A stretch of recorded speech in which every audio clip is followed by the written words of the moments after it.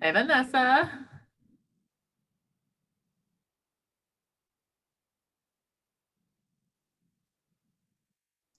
Hey, I was over here talking without my microphone on.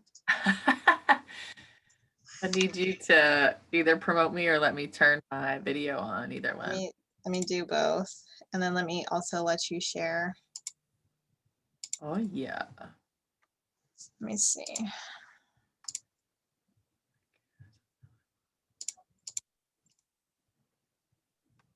Oh my gosh, I almost said end the webinar.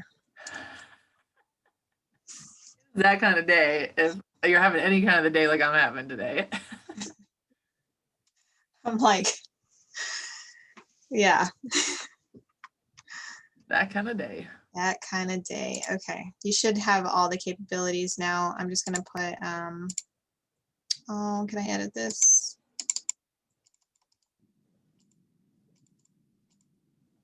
Music and network engagement. Okay, I have the PowerPoint in the background here, ready to go. I'll stop playing music at like 5 till, you think? Yeah, that sounds good. Okay. Can you see the screen like if can you see that I have the Zoom screen open or does it still show the whiteboard? Just still shows the whiteboard. Oh, thank goodness. All right, here's a jam. Oh, that's not what I wanted to do. I guess that's fine though. We'll go to the next one after. I like this jam.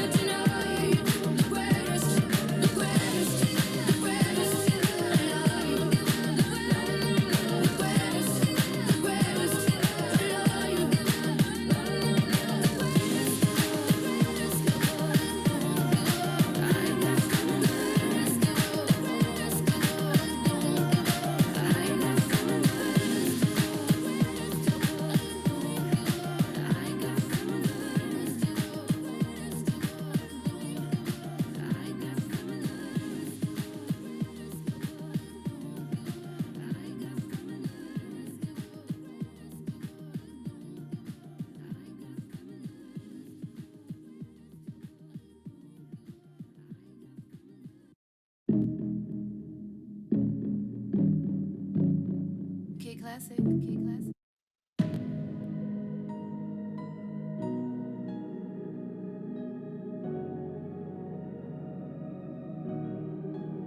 I'll be the last one standing, 2 hands in the air, I'm a champion. You'll be looking up at me when it's over. I live for the battle, I'm a soldier. Yeah, I'm a fighter like Rocky. Put your flat on your back like Ali. Yeah, I'm the greatest, I'm stronger. Bet my dues, can't lose, I'ma own ya. Hey, I've been working my whole life, and now it's do or die. I am invincible, unbreakable, unstoppable, unshakable. They knock me down, I get up again. I am the champion. You don't know my name, you can't hurt me now. I can't feel the pain. I was made for this, yeah, I was born to win. I am the champion. When they write my story, they're gonna say that I did it for the glory. But don't think that I did it for the fame, yeah. I did it for the love of the game, yeah. And this is my chance I'm taking. All them old records I'm breaking. All you people watching on the TV, you go ahead and put your bets on me. Hey, I've been waiting my whole life to see my name in lights. I am invincible, unbreakable, unstoppable, unshakable. They knock me down, I get up again. I am the champion. You don't know my name, you can't hurt me now. I can't feel the pain. I was made for this, yeah, I was born to win. I am the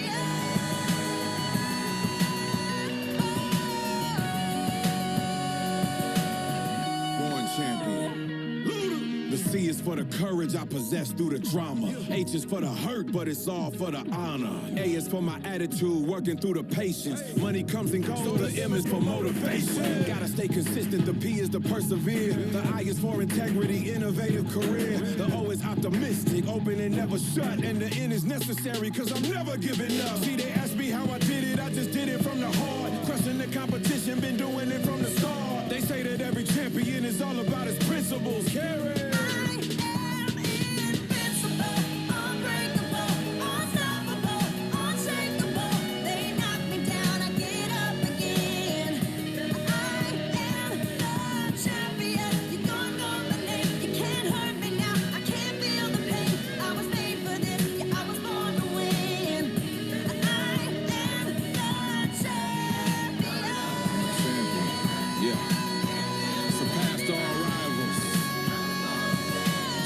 Who wants it the most? Fight for what we believe in. That's what champions are made of. Yeah. Champion.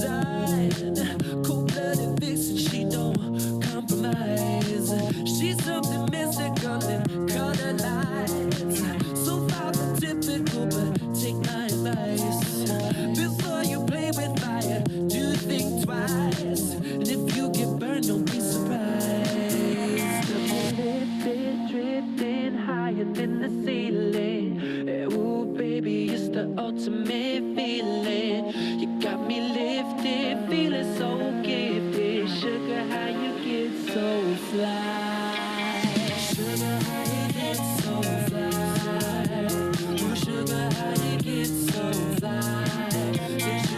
sugar, how you get so fly? Oh, sugar, how you get so fly?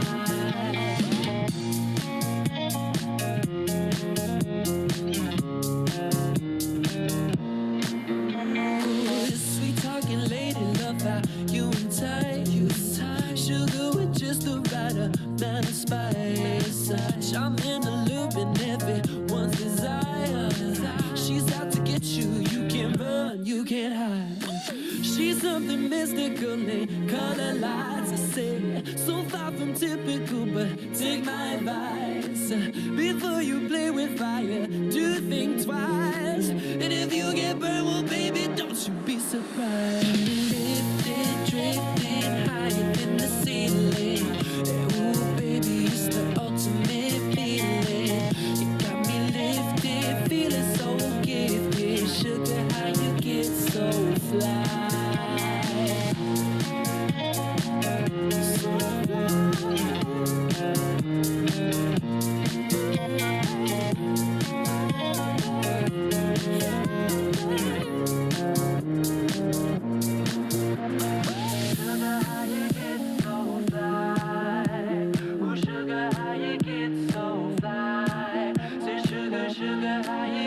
So but you won't get me tonight. Drifting, drifting higher than the ceiling. Ooh, baby, it's the ultimate feeling. Got me lifted, feeling so gifted. Sugar, how you get so fly? Sugar, how you get so fly? Oh, sugar, how you get so fly? Sugar, sugar, how you get so fly? Sugar, how you get so fly?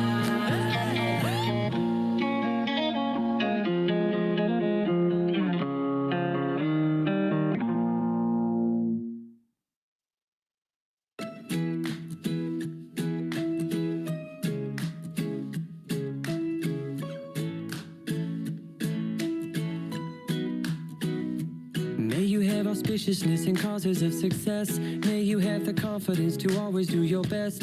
May you take no effort in your being generous, sharing what you can, nothing more, nothing less. May you know the meaning of the word happiness. May you always lead from the beating in your chest. May you be treated like an esteemed guest. May you get to rest, may you catch your breath. May the best of your todays be the worst of your tomorrows. Whoa. May the road less paved be the road that you follow. Oh, well, here's to the hearts that you're gonna break. Here's to the lives that you're gonna change. Here's to the infinite possible ways to love you. I want you to have it. Here's to the good times we're gonna have. You don't need money, you got a free pass. Here's to the fact that I'll be sad without you. I want you to have it all.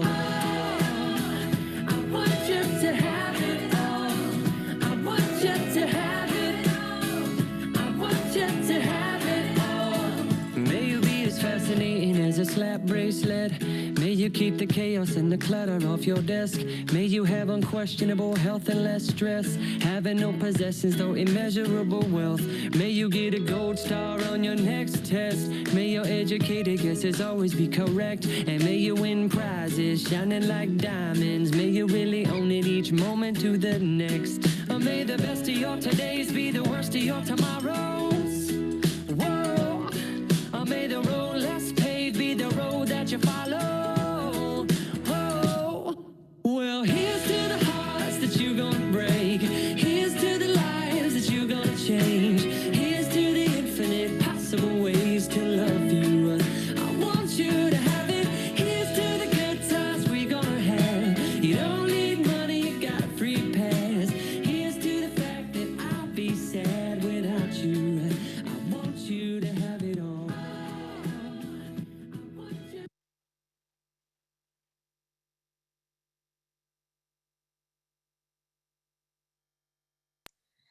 Jen, it's all you now. All right. I'd love it if I had two other presenters that were here with me. Do you want me to keep going? No, you're totally fine. We'll get started at 3, hopefully when the other presenters join me. I'm waiting on 2 other folks here. Here we go. Maureen's coming on. And then I also just resent Rachel hers. Great. Let's see.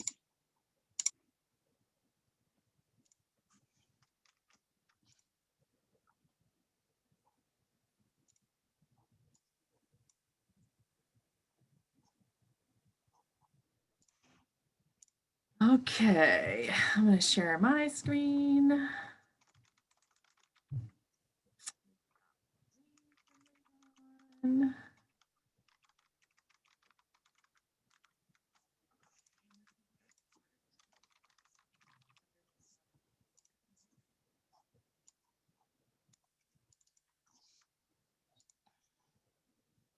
Coming through for you, Vanessa and Maureen? So Maureen tempted me with some of that pizza she was eating earlier. I don't know if she could hear me. I thought you had a salad for lunch. Oh, Let me go see if she's okay, okay? yeah, thanks. Looks like Rachel, oh, here she comes. Okay, great.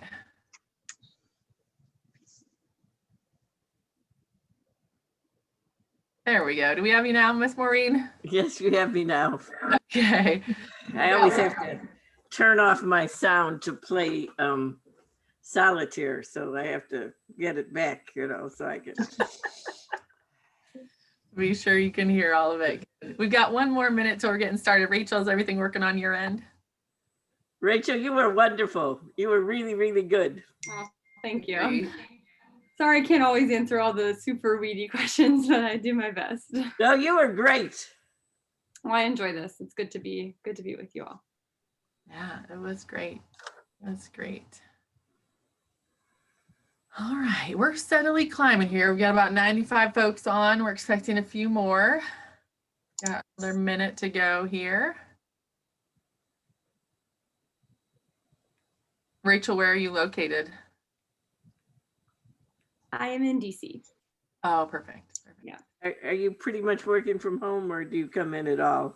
Yeah, pretty much all from home. I haven't been into the office since March. So it's, yeah, the new normal, but You'll forget what it's like. I know. I go back and forth. I really would love to go back in, but then I'm also like, well, it is nice to like be able to throw laundry in, in the middle of the day. And like, there's definitely things that I'll miss once we're back, but I guess trying to take advantage of it while it lasts and find the good. Well, I think it's made administrators, if I'm speaking for anybody other than myself, more open to the idea that people can work from home more frequently than they have. I don't, I still think a lot is lost when people don't get time to be in the office, but. Yeah, for sure. I agree with all of that. And there's Jen working from upstate New York. But I agree with you.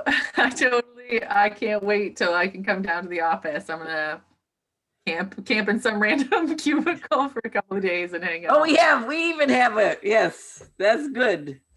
Good. All right, it's 3:01. I think we should get started. How about you? Sounds good. All right. Well, welcome everyone. My name is Jen Rudolph. I am the Director of Precollege and State Initiatives with the Council for Opportunity Education.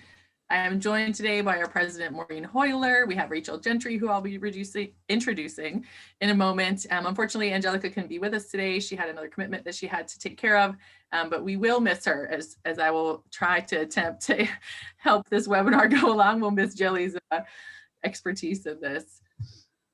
Today we do have a packed agenda. We are going to go over a FAFSA update. That's why we have Ms. Rachel here with us. We're going to have an update on the Department of Education and their new leadership. We're going to talk about stipends for the Upper Bound programs and the Talent Search program. We're going to do a little bit of a recap about the Talent Search and EOC competitions, and then we're going to do some foreshadowing into the upcoming Upper Bound and McNair competitions. and answer any questions that you might have too. So questions go in the Q&A box, chat goes in the chat box. You will get a copy of the recording of this presentation, and you will get a copy of these slides after we're done here today. But please put your questions in the Q&A box and we'll get to them throughout the presentation. So I have the pleasure of introducing Ms. Rachel Gentry. Rachel is the Assistant Director of Federal Relations at the National Association of Student Financial Aid Administrators. She contributes to their policy efforts and advocacy efforts, representing the association before congressional members and staff, working to enhance advocacy at the advocacy capacity, of its members. Prior to joining NASFAA, Rachel worked in higher education policy analysis and research at the Institution of Higher Education Policy and Center for American Progress. She began her career in higher education as a college advisor with the Carolina College Advising Corps, where she worked at 2 public high schools in North Carolina, assisting low-income and first-generation students navigating the college application and financial aid process. Rachel holds a master's degree in higher education from the University of Maryland, College Park, and a bachelor's degree in public policy and psychology from the University of North Carolina at Chapel Hill. We're so excited to have her here today. And Rachel, I will stop sharing so you can begin. Thank you, Jen. All right, let me attempt to share my screen.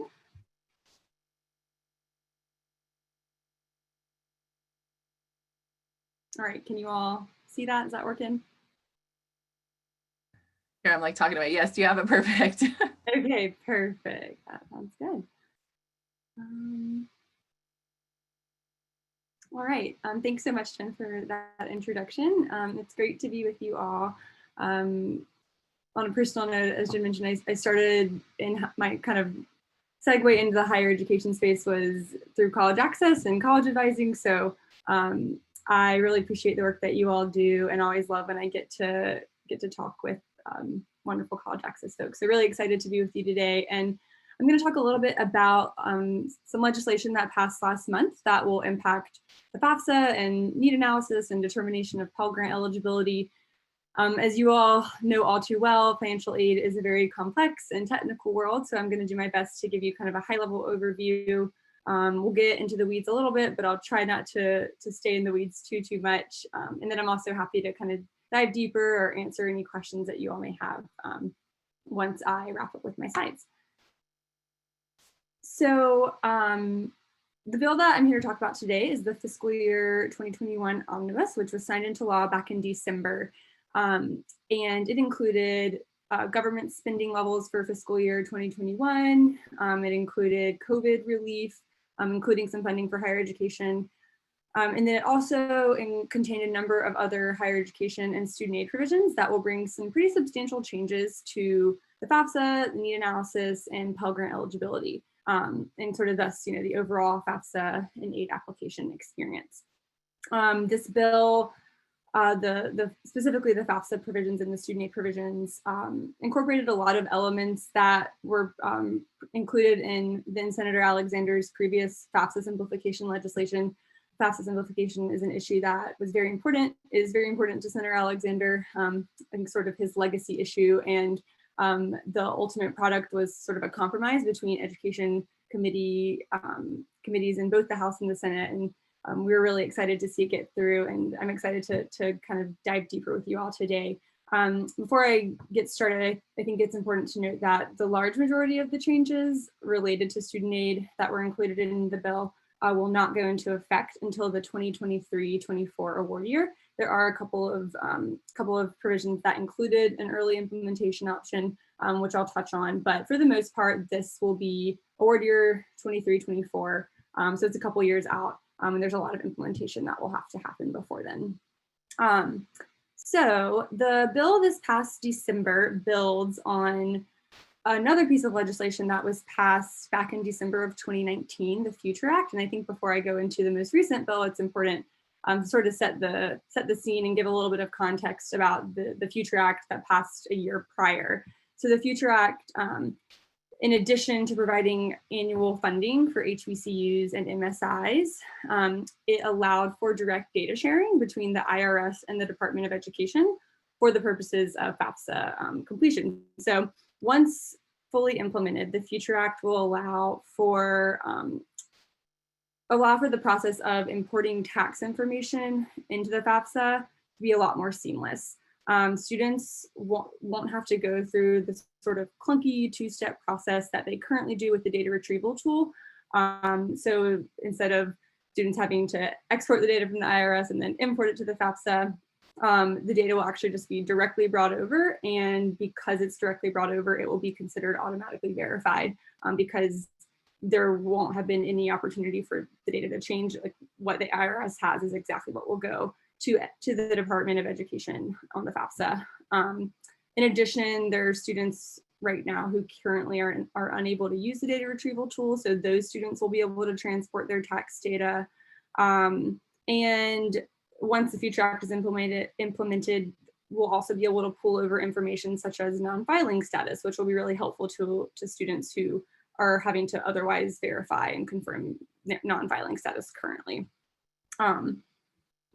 So with that in mind, the Future Act data sharing and this new legislation are sort of meant to work in tandem and to work hand in hand to provide a more streamlined and less manual FAFSA filing process for students. So the Future Act, the data sharing provisions in the Future Act were something that the financial aid community and the college access community had really pushed for and supported for a long time, knowing that the other legislative proposals meant to simplify the FAFSA really needed that direct data sharing to be a reality. So it was great to get the Future Act passed in December of 2019, and then this bill that passed at the end of last year is sort of the other piece to that FAFSA simplification puzzle. So with that in mind, I'll move on to talking about the new bill and kind of digging deeper into some of the changes.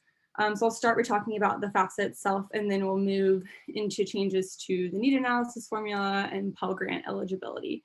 So like I said earlier, it's important to caveat that most of these changes won't be implemented until the 2030-24 award year. So that's the October 1, 2022 FAFSA. And there's still a lot to be determined in terms of implementation. It's been just over a month since the bill passed. These are some pretty substantial changes, and there's also obviously a transition in presidential administrations going on. So while this work on implementation has already begun, there's also a lot that is still kind of yet to be determined. But we've got time to prepare students and families because it's going to be a couple years before we really see things fully implemented. So at a high level, the changes in the bill at the end of last year are expected to reduce the number of questions on the FAFSA for most families, particularly those who are low income. It's a little bit, question we get a lot is, well, how many questions will there be on the FAFSA now? How many questions are going to be cut once this bill is implemented? And it's a little hard to answer that question because it will really depend on the specific student, the specific applicant, because of the skip logic and the various questions that students are currently required to answer and will be required to answer in the future. But I believe Senator Alexander's office, when the bill passed, put out something that said, estimated that the number of questions will go from around 108 questions currently to around 36. So, like I said, it will really vary depending on the student, but that kind of gives you a general idea of the idea that we're going to be seeing less questions for most students. Additionally, there will be changes to the federal methodology, which is essentially the formula that's used to calculate a student's EFC.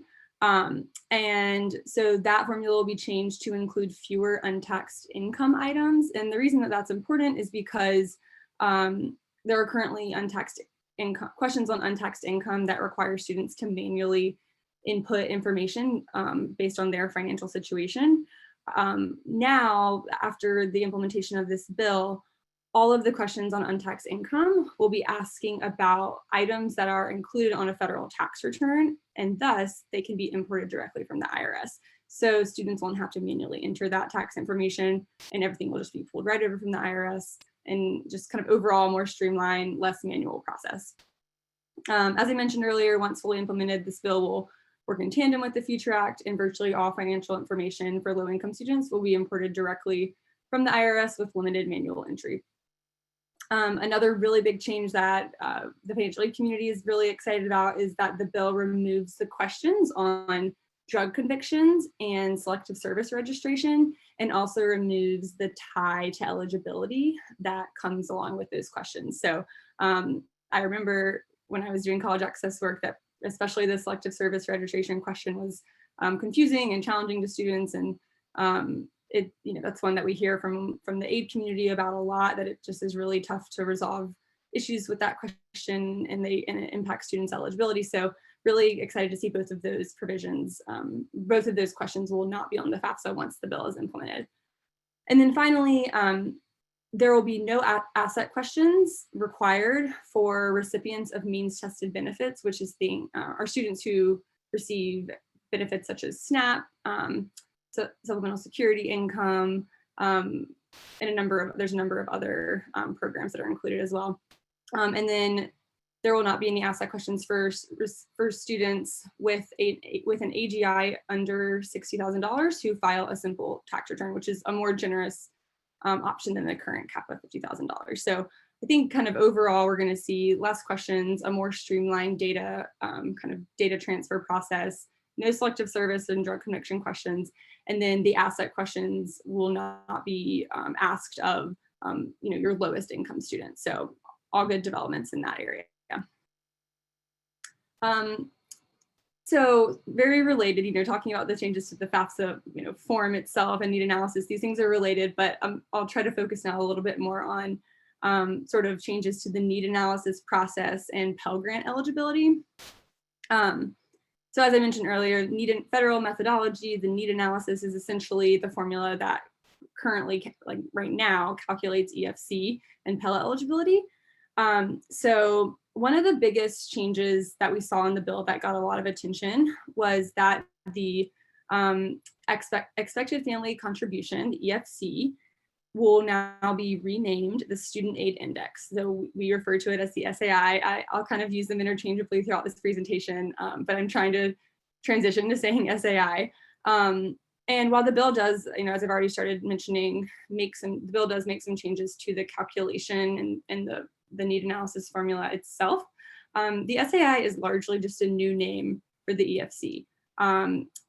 It's sort of an acknowledgement that the EFC, expected family contribution term, doesn't really properly characterize what a family can or will pay for their college expenses. So an SAI is we think a better and more appropriate term that will hopefully be easier to explain to students and families. So SAI, or the renamed EFC, will still determine eligibility for all Title IV aid except for the maximum and the minimum Pell Grant awards. And I'll get into that in just a little bit. So the SAI will still determine eligibility for federal work study, for SEOG, for direct loans, and even for some Pell Grant recipients, but not for maximum minimum Pell, which I'll talk about in a minute. A few other changes to the SAI, or the renamed EFC. So the bill allows for SAI to go as low as negative 1,500, which is a change because the current EFC currently cannot go below zero. Having a negative SAI does not mean that a student's Pell Grant will be larger than the maximum Pell Grant award, but even absent additional federal aid for students with a negative SAI, the negative figure we think will prove helpful in kind of breaking up the artificial cluster of zero EFCs that currently exist. So there's a lot of students who have a zero EFC, and I think it is challenging sometimes for institutions to sort of further differentiate within that group of zero EFCs. So by allowing some of those students to have an EFC go as low as, or now an SAI, go as low as negative 1,500, it will allow states and institutions to more accurately target their need-based aid. So having a negative EFC compared to a zero won't necessarily give that student a larger Pell Grant, but it will allow financial aid offices and institutions to kind of differentiate between that artificial cluster and this really large group of EFCs, and hopefully allow them to better target additional aid. Those eligible for a maximum Pell Grant will have an automatic zero SAI, and I'll talk about that on the next slide. And then tax non-filers will have an SAI of negative 1,500. And then finally, all these changes sort of holistically will allow for better predictability of Pell eligibility through the creation of a Pell lookup table. So I will talk about that in just a little bit. So I'm going to talk now about changes to Pell Grant eligibility and sort of how to determine, how it will be determined, whether a student receives a Pell Grant and how much that Pell Grant will be for. So the goal, I think just as context, the goal behind some of these changes was to allow for more predictability of Pell eligibility. And as I mentioned, this approach will allow for the creation of a lookup table that families, college access folks, students can use to anticipate future Pell eligibility, potentially far in advance of a student even applying to college.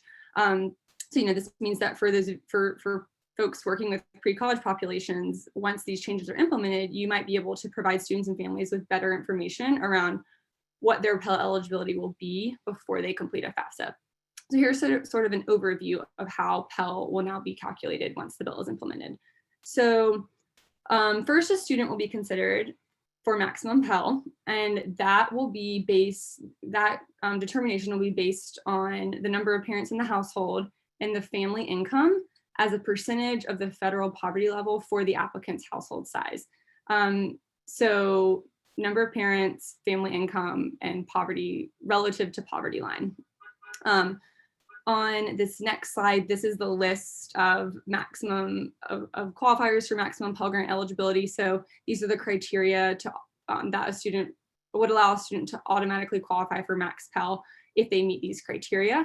And if they do meet these criteria, they would have an automatic SAI of 0, and tax non-filers will have an automatic SAI of -1,500. So you'll see that this list sort of delineates, for an independent student who meets this kind of criteria around family structure, here's where their income would need to be relative to poverty line.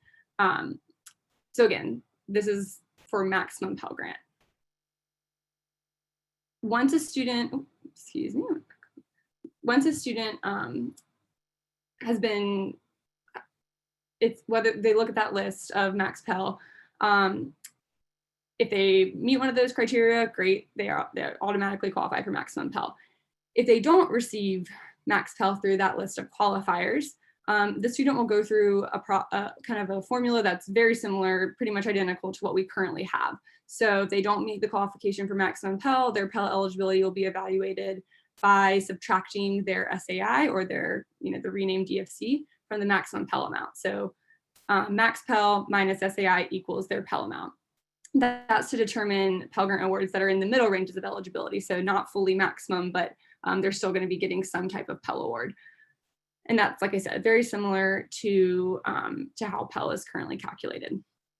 So if a student doesn't meet any of the criteria for the maximum award, and they also don't receive a partial Pell award through subtracting their SAI from the maximum Pell amount, the student could still receive the minimum Pell Grant amount if their income or parent income falls below a set percentage of the poverty line. So number 3 on this slide is very similar to number 1 in kind of the structure of the formula for the various kind of ways that a student could meet the criteria. But essentially number 3 is sort of the last chance where a student would be evaluated to determine if they are eligible for a Pell Grant. And again, that's based on the number of parents in the household and family income relative to poverty line. Okay, so what does all of this mean? I know some of these changes, especially related to the renamed DFC. So we have this new SAI.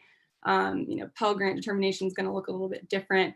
I know it might seem confusing or intimidating, but I think what's really important to keep in mind is that most of these changes are on the back end. So they're really just impacting the behind the scenes process and the calculation that kind of goes on once a student submits their FAFSA. So these changes are not going to make the process more complicated. They don't reflect what a student is seeing, or like really even the applicant experience in an adverse way. In fact, the changes will actually simplify the FAFSA for students and make Pell eligibility easier to understand. So Going through the slide, so for all students, but especially low income, the FAFSA will be shorter, simpler, and easier to complete.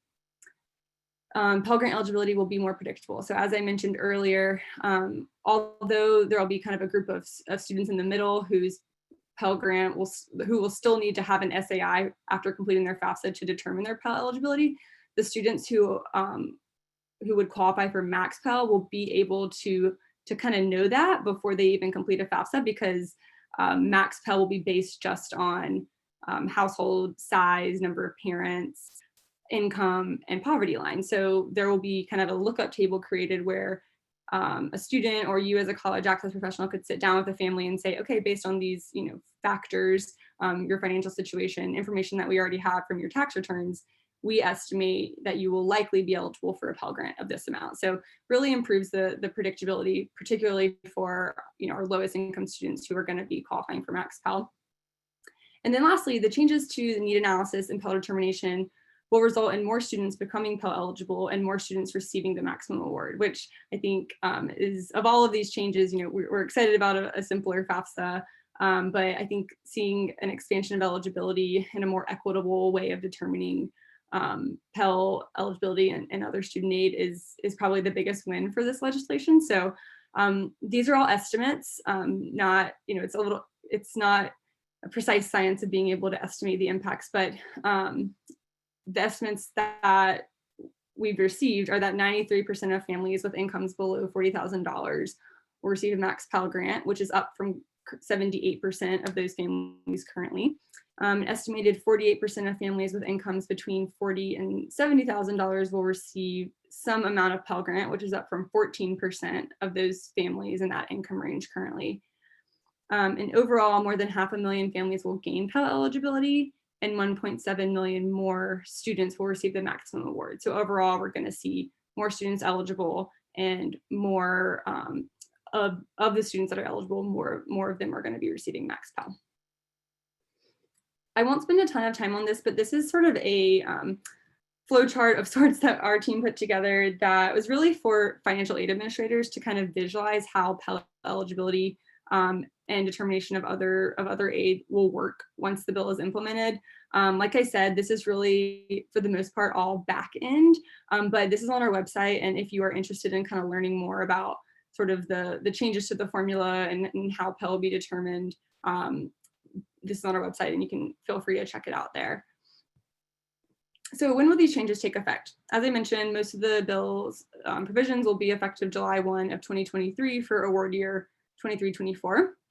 The 23-24 FAFSA is the one that will become available October 1 of 2022. Ideally, the changes included in this bill most recently will align with the implementation of the Future Act.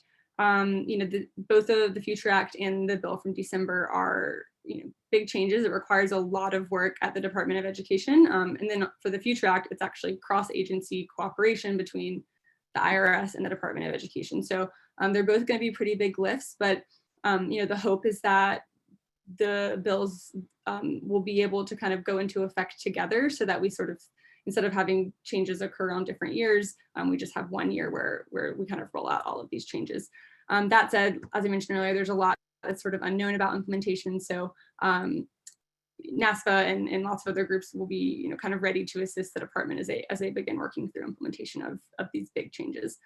I do want to mention that the removal of the questions on selective service registration and drug convictions do have an early implementation option. So the secretary could decide to implement those provisions, the removal of those questions early, along with their tie to eligibility.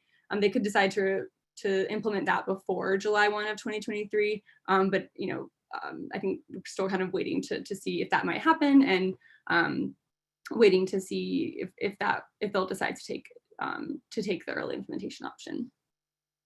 And then briefly, there are a few other additional higher ed student aid provisions included in the bill that may not be directly relevant to all of your work, but I do think is helpful to know. So I mentioned drug convictions and selective service. Another big change was that the bill repeals what we call the SULA requirement, which is essentially a rule that bars students from receiving subsidized direct loans for more than 150% of the published length of their program. So that requirement is removed, which will allow students to receive subsidized loans for longer, which is a great thing for students.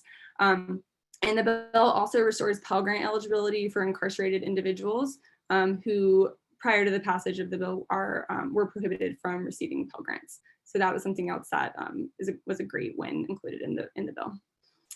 There are also some changes to how schools estimate cost of attendance, some modifications to the professional judgment process, loan forgiveness for HBU capital financing loans. So a lot of stuff related to higher ed, but we on our website have kind of a more detailed analysis of all of these if you're interested in any of them. I know that's a lot of information, so I will pause there and happy to take questions, dive deeper into any of this, and I am happy to share my slides. And also, I know I referenced that we have some resources on our website, so I'm also happy to share those with the COE team as well. Awesome. Yeah, if you want to send those to me, I can give them to Vanessa and we can make sure they go out with our materials. Okay, will Ed be giving pre-college programs a break on the number of students served? Okay, so this is not a financial or FAFSA question, so we're going to skip that one. Will the IRS information transfer be real time to reflect changes made when a tax return has been amended after a FAFSA has been submitted? That's a great question, and I'm pretty sure the answer is yes, but I'm going to check on that because it's been a while since I dug into the Future Act. But I know that was one of the things that I remember being talked about around the time the bill was passed, was whether amended tax returns would be reflected. So I'll make a note and double check on that. Thank you. Does this mean that the Auto Zero EFC is going away? No. So Auto Zero EFC, or renamed to the SAI, will remain for students who meet that list of. And I guess I can actually put it back up if that is helpful. Give me 1 second.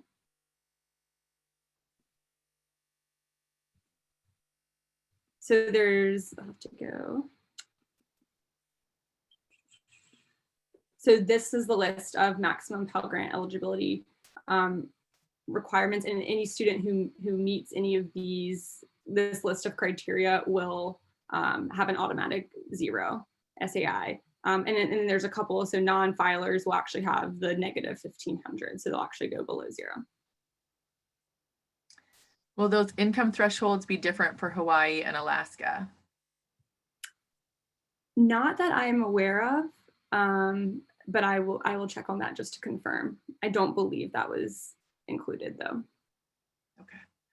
Will the household size used to determine Pell eligibility include individuals who are supported by the parents but do not appear on the tax return? Can you repeat that one more time? Sure. Will the household size used to determine Pell eligibility include individuals who are supported by the parents but do not appear on the tax return?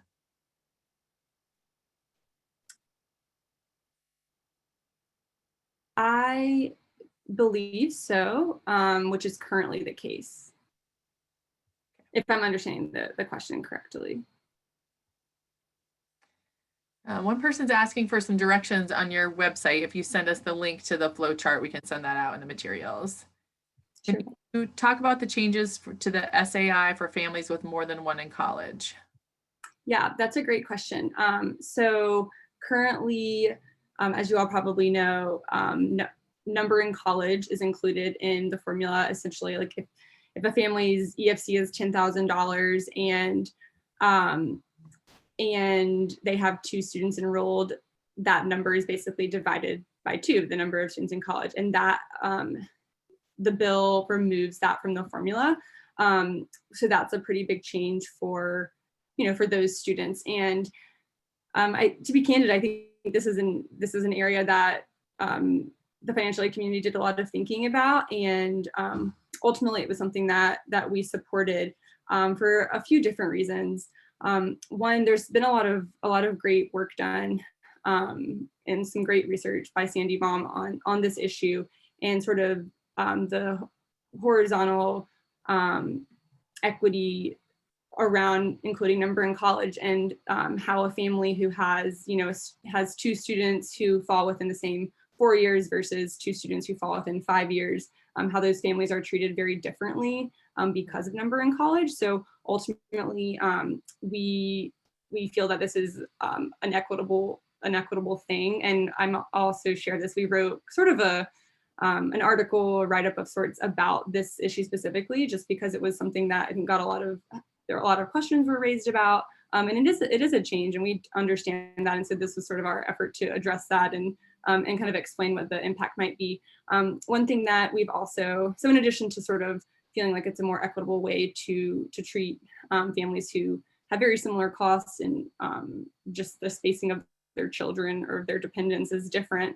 I think it's also important to remember that, you know, a majority of Pell recipients are 0 EFC. And so this is not going to impact those students, because if you divided their 0 EFC by 4, or however many kids there were in college at the time, they would still have an EFC of 0. So that's something that we've really tried to be mindful of, is that this isn't going to be impacting your lowest income students. The majority of students who are receiving Pell are falling into that 0 EFC category. Awesome, thank you. Can you discuss any changes to how colleges estimate cost of attendance? Yes, that is a great question. This is also in one of our bills, and I'm going to pull something up real quick just so I can, and I can also go ahead and send it to y'all. But yeah, the bill does include some changes to how cost of attendance is estimated. So one of the big changes is that the bill allows the Secretary of Education to regulate all components of cost of attendance except for tuition fees, which is a pretty big change. Right now, the department is statutorily prohibited from regulating cost of attendance. So that's a significant change. It also includes some changes to living expense allowances. So it would require the food allowance for on-campus meal plans to provide the equivalent of at least 3 meals a day. So I think a lot of schools are probably already doing that, but that was something that's included in the bill, and it goes into a little bit more detail on sort of what that has to look like. One change that is important to the financial aid community, very in the weeds for our folks, the allowance for loan fees, so loan origination fees, will be changed in it to permit only the actual cost of a loan fee rather than an estimate or an average amount, which is currently the practice. So that's definitely a significant change. And the bill also does remove some language that's existing language, that the inclusion of a one-time cost of obtaining a professional license, like a first-time professional license, is at the discretion of the institution. So it would require that institutions include that as a component of cost of attendance. So yeah, it was a pretty extensive section of the bill and went into a lot of detail, and that's also included in the resources that I'll share. Awesome, thank you. Yeah, a lot of changes. Maureen, perhaps this is a question for you. Will the amount of the Pell Grant change? Just like the amount of TRIO grants or the amount of everything else, this is subject to appropriation. So it depends how hard you fight. And it's a bigger fight, as you can see, because the changes in the authorizing language that we just went over mean that there's more people eligible for maximum Pell. The number of people eligible for Pell as a whole is going up. So there's a big coalition to increase Pell, but it's not just going to happen because people want it to happen. It's going to take a lot of work from a lot of people to make it happen. Rachel, I don't know if you would say the same thing. Yeah, I would agree with that. All right, for incarcerated students applying for Pell, will the reason for incarceration impact their eligibility? That's a great question. So the bill did not include any carve outs of certain students within that population who are or aren't eligible. Which is great, and that's something that we were supportive of. Is there had been proposals in the past to place limits based on whether a student was eligible for parole or certain types of sentencing. And so it does not do that. There are some pretty extensive requirements around for programs that would be operating, but it doesn't include any specifics around the student eligibility piece. Okay. That is all the applicable questions, I think, for you, Miss Rachel. We have another question, Maureen, about Department of Ed stuff. Do you want to wait for that a little bit later? Yeah, let's wait for that. That sounds good. Rachel, thanks so much. Again, you knocked it out of the park. Great. Well, thanks. It's Yeah. good to be with you all. And if I or anyone at NASPA can ever be of help to any of you all, don't hesitate to reach out. And yeah, we'll look forward to hopefully working with you again soon. And it's great to know we've got a college access person over at NASPA. That is really, really a plus for us. So Yeah, thank you so much. Love the work y'all are doing, and hope you have a great rest of your presentation. Thank you. Thank you. All right, let me get there we go. You're up, President Hoyler. Okay, so next slide, please. Great. So we're really, really, really excited that Michelle Cooper has been named Deputy Assistant Secretary for Higher Education Programs and Acting Assistant Secretary for Post-Secondary Education at the Department of Education. So thinking back to the last administration, Michelle is acting as Robert King, that we heard from in a couple of letters and heard from last year at the Seminar on Relations with the Department of Education. And she has permanently been appointed to be Deputy Assistant Secretary, which is what Chris McGarren was in the last administration. The appointment of the Assistant Secretary, the permanent Assistant Secretary, requires Senate confirmation. So, and that nominee has not been announced. So it could be that Michelle is holding down both responsibilities for a little while, or maybe a little more than a little while. There could be no one better than Michelle Cooper for this job. We are delighted with this. COE is delighted with this choice. She really knows low-income first-generation students. She's been a friend to TRIO. She's been a defender of TRIO educators, and she knows what she's savvy. Prior to being the president of the Institute for Higher Education Policy, Michelle served on the staff of the Advisory Committee on Student Financial Assistance, and also worked with the American Association of Colleges and University and the Council for Independent Colleges. So she's great. She's really, really good. So we look forward to really working with her and with the entire Biden administration. Dr. Linda Bird Johnson, you may have seen, has been promoted from Director of Division of Student Service to Senior Advisor to the Deputy Assistant Secretary. So she'll be working for Dr. Cooper and probably assuming a significant portion of that burden, given that Michelle is going to have two jobs at the same time. So that's where we're at in terms of appointments. Next slide, please. I want everybody, this particular language is kind of tattooed on my mind and on my forehead.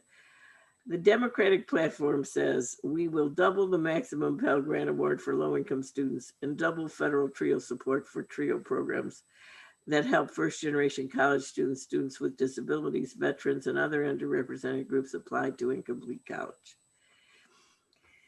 This is a promise of the administration, but it's not a promise that's just going to happen unless we continue to hold their feet to the fire, unless you continue to advocate for our programs, unless we continue to show the deep connection between Pell and TRIO. Now, you can double essentially support for TRIO, double the numbers of students served by TRIO in two ways. You can increase the number of students in every program. You could either, let's say you gave every program a 10% increase and required them to increase their students by 7%. They would have the option of refusing the 7% increase, but you could do that. Or you could increase the number of programs funded. So in Upward Bound, if we get a large increase, which we're really pushing for, and we hope you're all going to come to policy seminar to push for with us, instead of having a cutoff score that's 2/3 of a point below a perfect score for a new applicant, if you had a cutoff score that was 10 points below the perfect score for a new applicant, you'd get a lot more programs. But the only way you can get those lot more programs is if you have the money to fund them. And so, or you could do both. You could ask programs if they want to increase their numbers and at the same time increase the numbers of programs that are funded. Now, COE doesn't have its final document on our request for FY22. The Biden administration is expected to come out with their budget for FY22, which starts October 1st, 2021, until the end of March, beginning of April. So we won't know what the administration's request is till then. And right now we're trying to make sure that it's high, because if it's not high, it's harder for Congress to give us a major increase. And we're including in that request money to fund down the slate, increase the number of Upward Bound Math Science, Veterans Upward Bound programs, and at the same time fund further down the slate in Talent Search and EOC, because that $7 million that we received as an appropriations increase in 2021, FY 2021, just isn't going to allow many more projects or many more students. And you know better than I, we need to tell Congress that unless we reach these students now, we risk losing them for a long, long time, maybe forever. That there's a lot of students out there that's educational dreams have been decimated because of COVID and because of their family situations. And we really need to get to them now. So numbers always require money, and money always requires advocacy. Next slide, please. So as too many of you know, the deadline for the Talent Search competition is 11:59 on February 26th, and for the EOC competition is March 1st, 2021. And I think I turn it over to you, Jen. Is that right? Yeah, I can take it from here. But we'll be asking you questions when I'm done with my part for sure. We will. So for those Upward Bound family members out there, maybe Veterans Upward Bound, we are going to offer our first proposal writing workshops coming up this spring. So Upward Bound and Upward Bound Math Science. Okay. I'm going to stop and answer this question. Okay. The question is, will Ed be giving pre-college programs a break on the number of students served this year? Do not count on it. Do not count on it.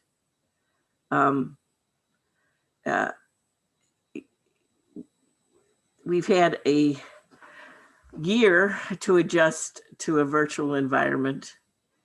Many, many programs have found ways to engage their students virtually. You have in Upward Bound the capacity to add students, to increase their stipends. It would be very imprudent to think, that's not to say that they may not, but do not, and it's not going to be the first item on their agenda either. So please don't count on a reduction of numbers in either Upward Bound or Talent Search or EOCs. programs can still be terminated based on substantial progress. And it is just really, really, it would be really, really unfortunate if that were to occur.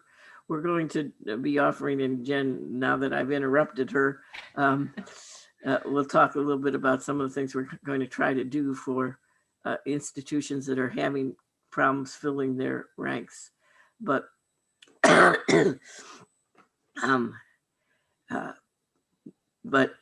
I'll leave it at that. Thanks. Take care. Well, I will say on that, if you are having problems filling your, please send me an email. We are developing a program where we're going to try to help some folks with their recruitment efforts. It is still in development, but you can send me an email. I'll put my email in the chat box here for folks, and we can try to help you, because we do want you to make your numbers. We want our programs to be successful. And right here, oops, nope. Right here is my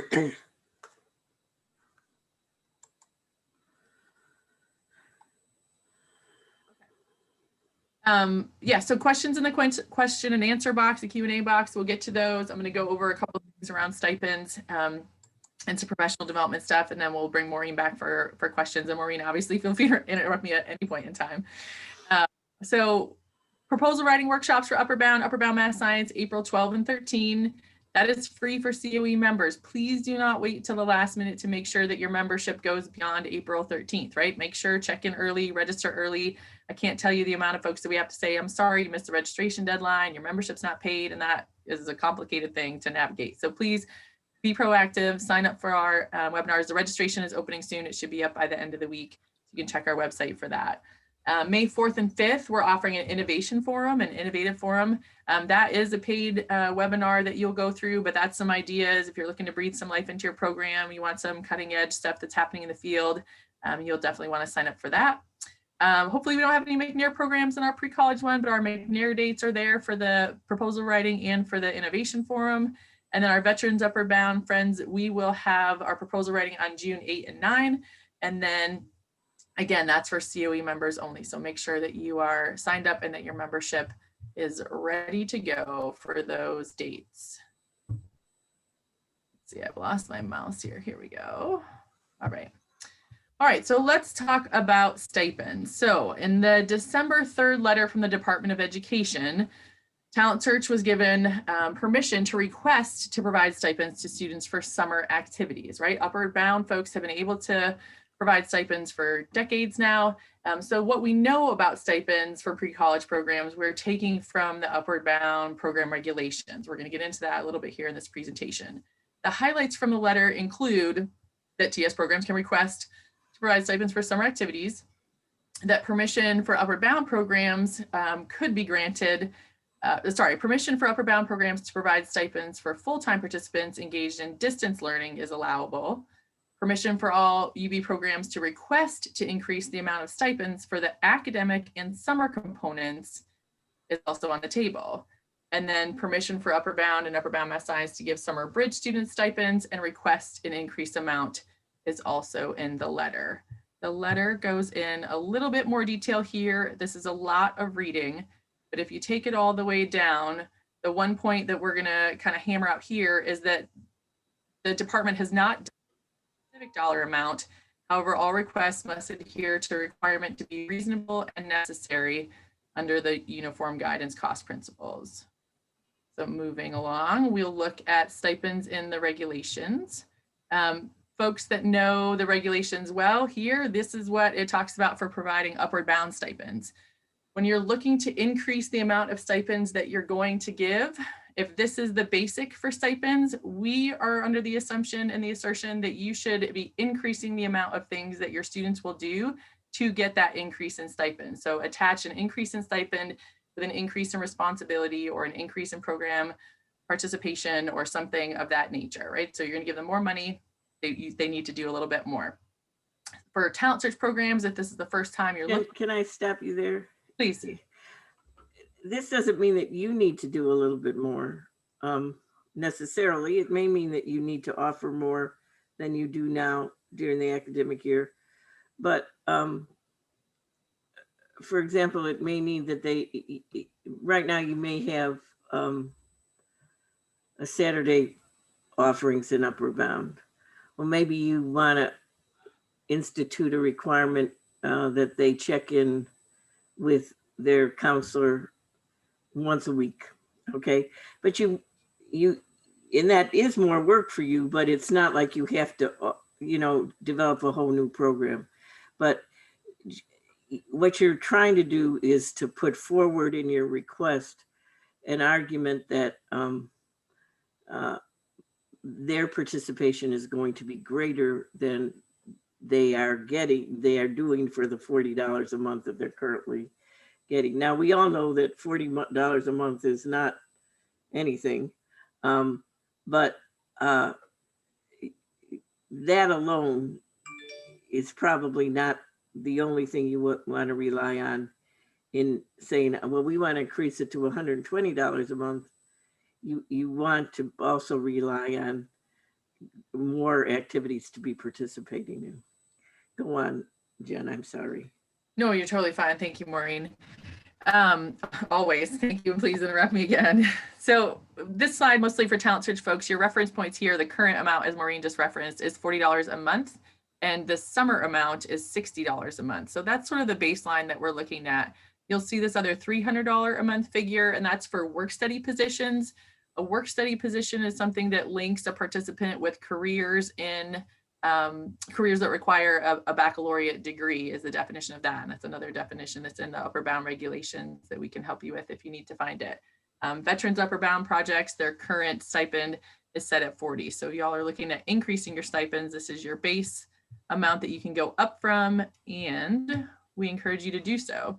When we look at the OMB uniform guidance, the cost is reasonable. If it's a nature amount, it does not exceed that which would be incurred by a prudent person under the circumstances prevailing at the time the decision was made to incur the cost.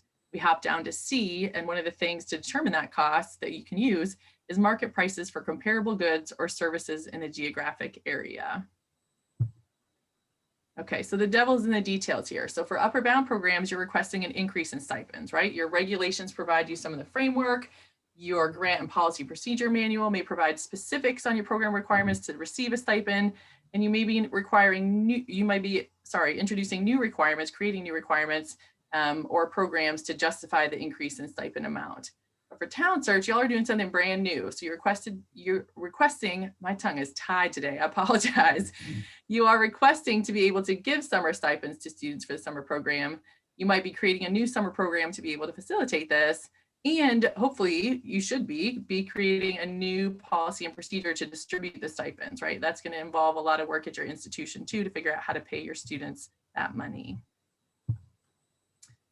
All right, so how do you determine a reasonable amount? There's nothing that we can say to say this is reasonable or that's not reasonable. It all is going to relate to the plan that you sketch out of what you're going to provide for your students, what they're going to have to participate in to receive the increased stipend or the summer stipend for Talent Search. And it's going to depend on your budget. If your budget can facilitate X amount of money for this many students, green light, go, write that request.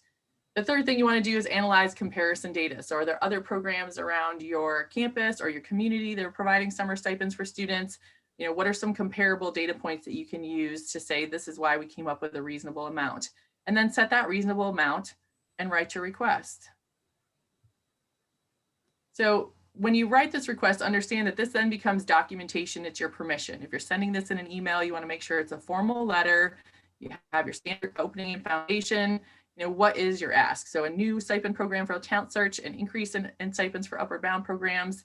Your justification, we just kind of went through that. How did you get to justify this? We're going to offer this many students are eligible.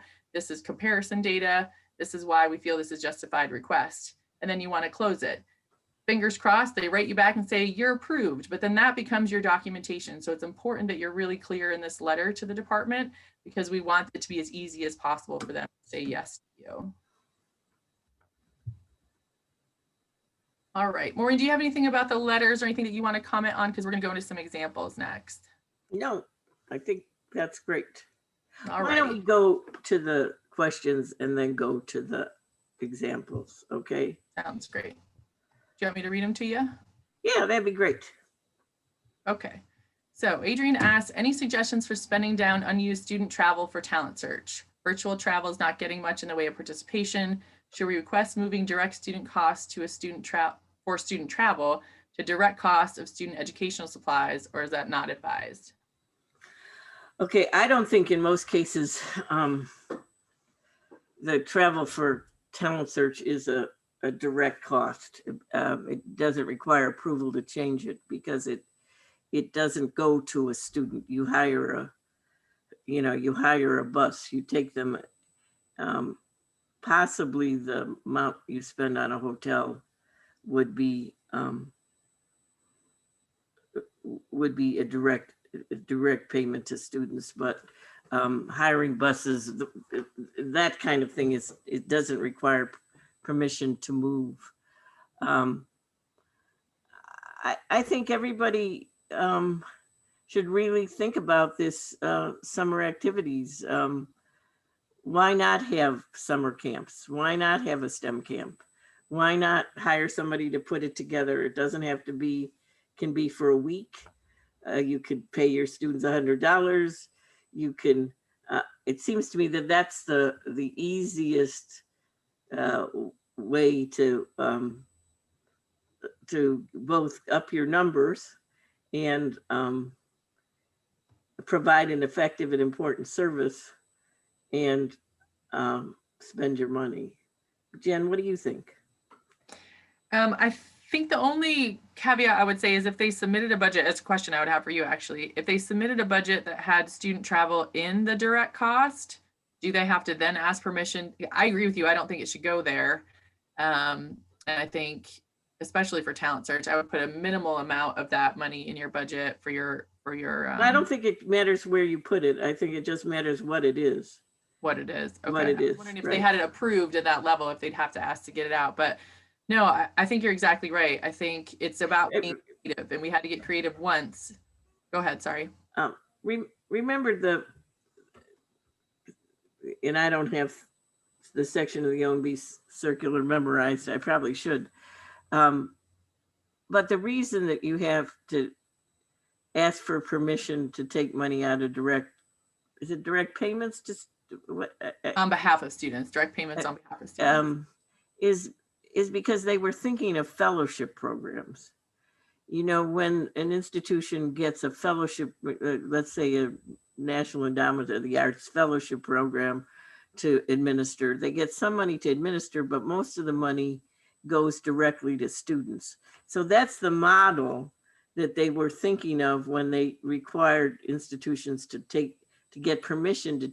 So if you got $100,000 grant and 80,000 was supposed to go in aid to students, they're saying you can't take that $80,000 that was supposed to go to students and put it into administrative costs. That's why it's in there. So when you think about what is direct aid to students, it is something that can be identified with a particular student. It's not buying pizza where you say each piece of pizza costs 75 cents. It's when you can say Jen Rudolph we got her a hotel room for $99, and it's something that can be attached to her name. Or in Upward Bound, we paid room and board costs for a particular person. So that's what fits in that category. If that doesn't mess you up more than it does. No, I think it's helpful. I would also add to that, though, that these stipends will then go in that category because you're These paying stipends will then go in that category. Right. All right. We have been having a hard time engaging some of our participants, talent search participants, in the approval for TS stipends. It says summer activities. Do you think we can ask our program analyst for us to provide stipends late? No, you can't ask your program analyst because this is a CARES Act flexibility.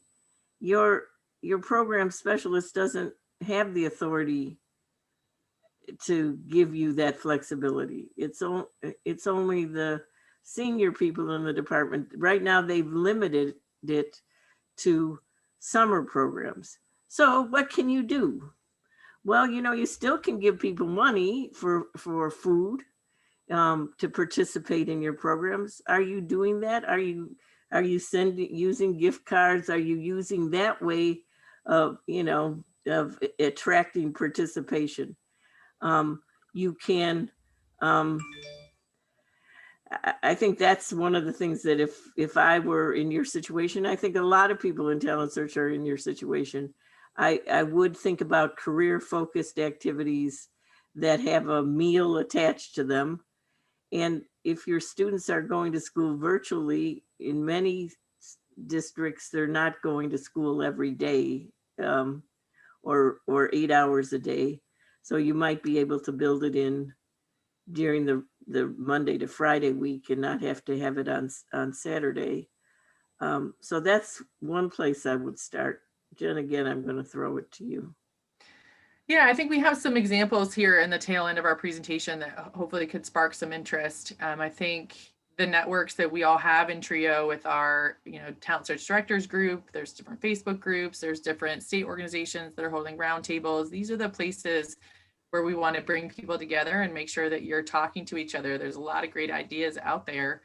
If you have great ideas and you want to dump them in the chat box for us or put them in the chat box for us, maybe it could help spark some energy for folks. I know it's frustrating and to recreate the program once or over and over again during the pandemic has been hard. And now we have a new opportunity. But I've talked to a lot of talent search directors that have a lot of money and they're excited about providing some summer programming activities so they can get that money right into the hands of their students. Another question, let's see, how many activities workshops should be provided in order for students to get the $60 stipend in the summer? Well, it doesn't have to be 60. It could, in theory, it has to be reasonable, remember? So you could have, you could be offering 20 workshops, have a stipend of $100 for each workshop. You could have some students participating in 5 workshops and get $500. I mean, you have to be able to make the argument that the participation that you're offering is commensurate with the stipend you're providing. So you probably don't want to say I want to give a stipend for a 2-hour workshop. You probably want to try to make it more substantive than that, or more substantive than you're typically able to provide. But it doesn't say the stipend has to be attached to the student. The stipend can be attached to the activity. Exactly. There's 3 more questions here. Let's take these quick and then I'll finish the presentation and we'll take any more at the end because we do have a few more slides to get through. And we have about 10 minutes left. For Upper Bound at ETS, would it be reasonable to purchase educational supplies that are related to a workshop and mail it to them prior to the workshop? The answer is yes. The continuation of this question is, in other words, can we purchase, say, a journal, pen, and other educational supplies for one workshop, even if supplies have a longer life? 100%. With excitement for you for doing that. Get the stuff into the hands of the students. Please, please, please. All right, direct cost question. During the ETS technical support webinars for the talent search competition, the suggestion was to remove student travel and do not do indirect costs for that amount. Should this be reflected on the budgets moving forward or just for the competition? The question is, do you take travel out forever? No, you don't take travel out forever. But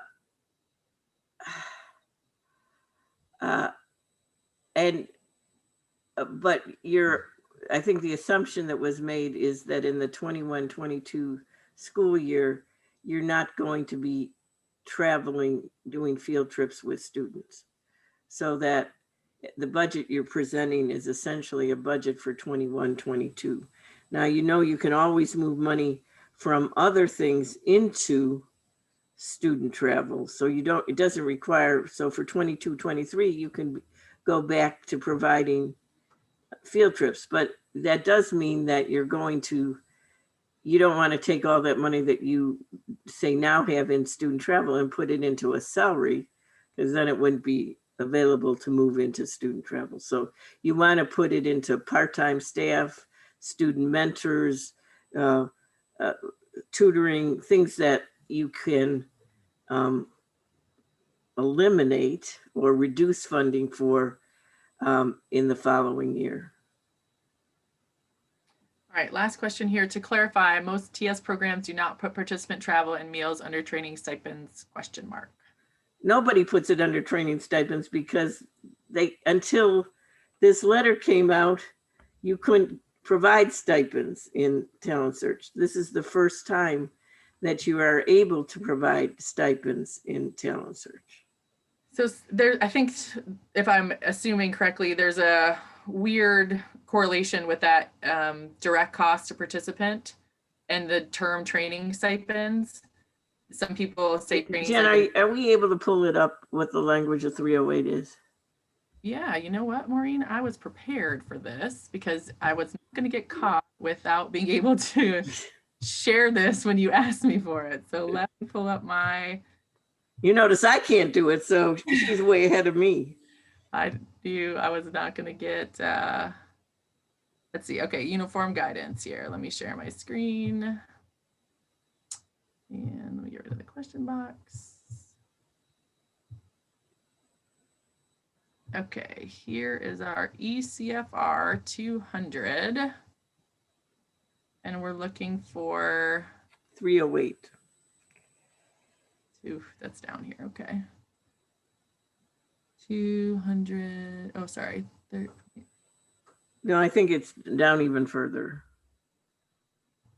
Wait, it's way down. It's 308. Not 38. I'm sorry. Okay, there we go.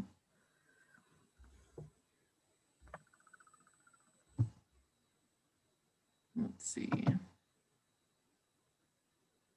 And my slow rural internet will pull it up any second now. There we go.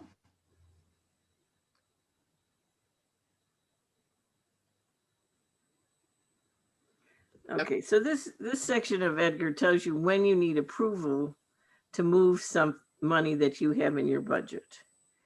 And if you look under C5, the transfer of funds budgeted for participant support costs to other categories of expense. So in Upward Bound,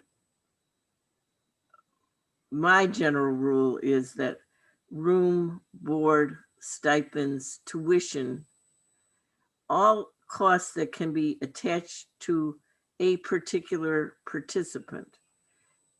If this participant were not in your program and did not attend your summer program, you would not have given them a stipend, you would not have paid their tuition, you would have not put them in the dorm and paid for meals. So those are participant support costs. Talent Search doesn't typically have anything in participant support costs because there's nothing attached to a particular participant. They may go on a field trip, but that cost is put to, it is put all together, okay? Now, as the department just last month allowed for stipends in Talent Search, stipends would be a participant support cost, money that goes directly to a named person. Now you'll notice you don't need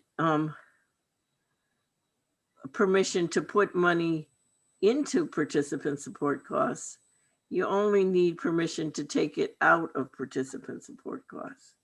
So if a Talent Search program decides to offer stipends, it still is going to have to get permission to offer stipends. That the letter indicates has to be approved by your program specialist. But it doesn't need the budget change. In theory, it'll be one thing, the program specialist will look at it as one thing. But let's say you say, I'm going to offer participant support costs. I'm going to have these 5-week-long camps during the summer. I anticipate that 20 students are going to attend each camp. We're going to give them each $75. That's 20, I wish I could add fast, but I can't. Let's say that's $15,000, okay? And you find out that 25 students want to attend some of the camps. Well, you don't need permission to add more money to that line. You've already gotten the stipend line approved. I don't know if that answers what people are talking about or if I just went off on a tangent. I think you did great. I think it makes it more clear. All right, let's share the last bit of the PowerPoint here. Okay, here we are. All right, so these are a few examples, and I'll go over some webinars that we're hosting that will give you more examples here in a couple of seconds. But if you had seniors participating in a 5-day week, hours a day, maybe it's 4 hours virtual senior seminar, right? That could be an example of a talent search week of activities for students or workshops that could help them get ready for college, right? That could be a stipend that you provided them to participate in that. A STEM focus week. Again, if you did something for a week, 4 or 5 days, 6 hours. If you're doing virtual, the recommendation is not to do the full, same as the school day in-person time.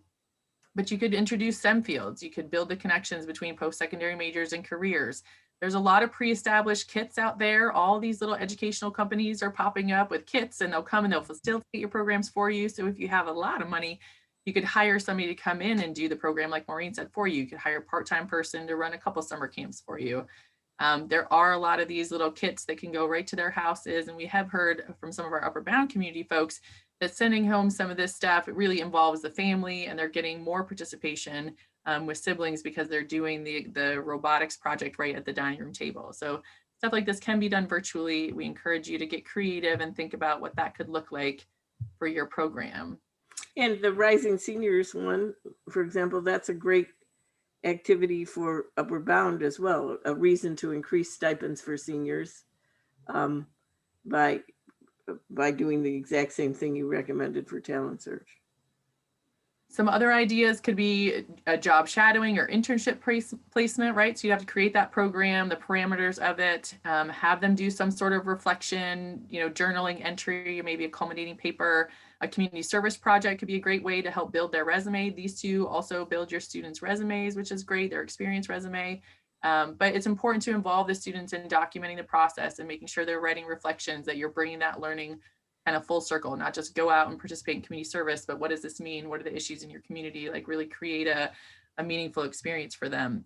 An independent study project. We have all these students that are really excited about one or two things. Can they create some parameters and expectations to build in monitoring and support for them to do a research project about something that they're interested in, right? So there's a lot of different things that you could do that might be staff-led, that might be student-led, and staff monitored, but you can get creative and you can make some great things happen for your students this summer.